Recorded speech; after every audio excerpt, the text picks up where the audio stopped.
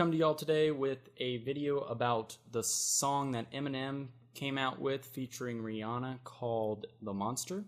I need to talk to you guys about this song, and I'm going to be pointing out a lot of satanic symbolism, Illuminati symbolism, and I'm also going to show some specific demonic possession examples in this music video and in this song. Fair warning, this might be one of my most jaw-dropping videos, and if ever there were a time for you guys to download my videos and upload them again to your own channels, now would be the time, because I'm sure that shortly after uploading this video, I just have a feeling that this video is probably going to be taken down. And I assure you guys, I'm going to be showing you some things that nobody else to my knowledge has covered, especially towards the end of this video. So let's get into it. Now, the first thing I want to do before we actually start breaking down the music video and looking for all the Illuminati symbolism and satanic symbolism in the actual music video, let me break down for you what this song is actually about. The song is called The Monster, and what the song is actually talking about is demon possession. I'm telling you guys, they're not trying to hide this from you at all. They are mocking the average person who listens to this music and watches these music videos. They are mocking you. They're shoving it right in your face. All right, so let's look at some specific examples. Let's go through some of the verses in this song, and I'll show you exactly what I'm talking about.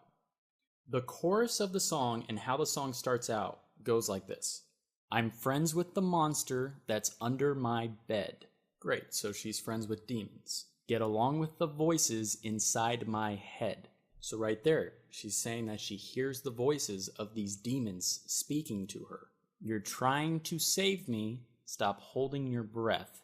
Stop holding your breath. Now that's an interesting line to use to describe what's going on, because remember, all living creatures created by God have the breath of life. And that breath of life came from God. Demons, on the other hand, do not have the breath of life. And you think I'm crazy? Yeah, you think I'm crazy. Yeah, Rihanna, I do think you're crazy. A little bit. So the whole chorus of this song keeps going over and over again that she is friends with demons. They talk to her inside of her head, and she's talking to Christians when she says, "Don't try and save me." She doesn't want Jesus Christ in her life. She doesn't want the breath of life.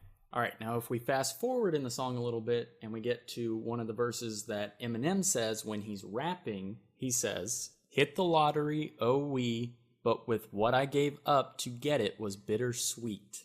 He's clearly talking about selling his soul to the devil in return for fame and fortune. Then, a little later in the song, he makes fun of all the people who gobble this stuff up without realizing what it represents when he says, "I'm beginning to lose sleep, one sheep, two sheep." He's directly talking about all the people who are asleep and is calling them sheep. You can't get any more blatantly obvious than that. Then he goes on to say, "So I keep conjuring. Sometimes I wonder where these thoughts spawn from." He is specifically saying that he is conjuring up demons. He is allowing himself to become possessed. Keep knocking. Nobody's home. I'm sleepwalking. I'm just relaying what the voice in my head's saying.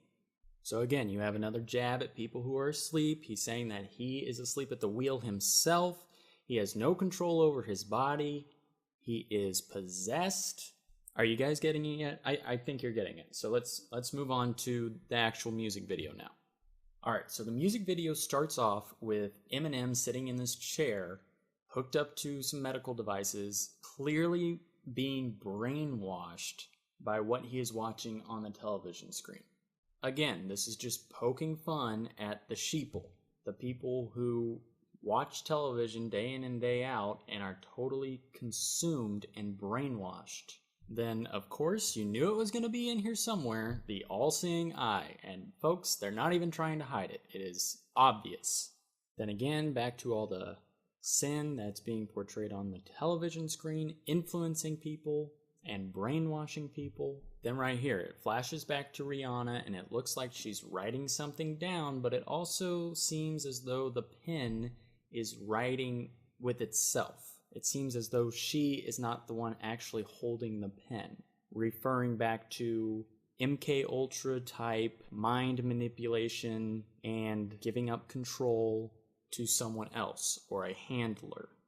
Fast forward a little bit and we see Eminem getting into an elevator, which represents the different layers of his mind. Again, referring back to an MK Ultra type split personality separation type of thing. Then later in the video, we see Eminem in a straitjacket, representing him being totally prisoner to these demonic spirits possessing him. All right, so then if we fast forward a little bit, this part is really crazy. You can see clearly Rihanna rolling her eyes back into her head and appearing as though she is becoming possessed. Then if we jump forward towards the end of the video, for some reason we have Elton John in the music video randomly promoting the gay agenda. And then of course we need to reinforce the police state coming soon to a town near you. And just in case you guys are still in the dark about this music video, we have Eminem walking up to himself in a cage, representing the possessed part of him, throwing outside of the cage a piece of paper, which apparently has lyrics on it, insinuating that he gets his ideas for his songs from the possessed part of his brain.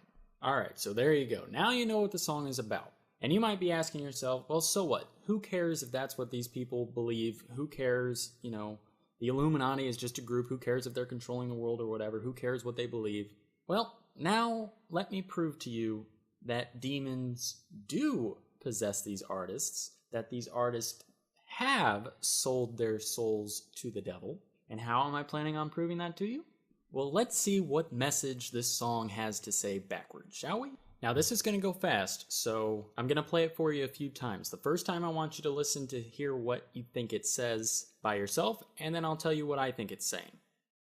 So this is forwards.